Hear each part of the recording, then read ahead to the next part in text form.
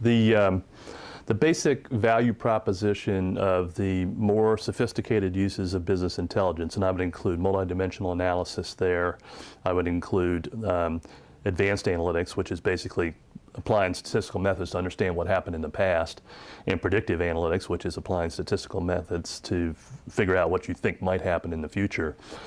Those uses and analytics in general, the basic value proposition is that they're going to help you improve a business process that makes a difference in your bottom line.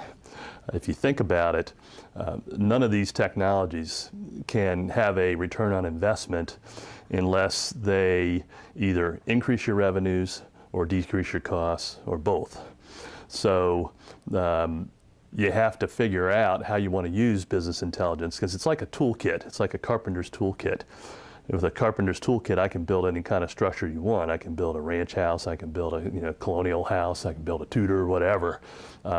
With BI, you can use the information and the analysis in ways that are specific to industries and ways that are specific to functions, but always the basic value proposition is that you're going to change how a business process works, including the decisions made in those business processes, so that they're more effective, and the effectiveness has to be measured in terms of increased revenue or reduced cost.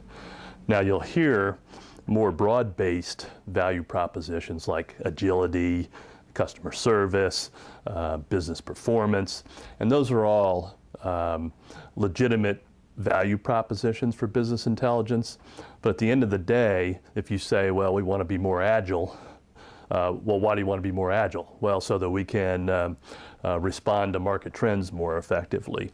Well, why do you want to do that? Well, so that we can maintain our revenue or grow our revenue. So even the sort of the broader, less ROI-centric definitions of the value proposition ultimately have to be drilled down to, how's it going to make a difference in my business?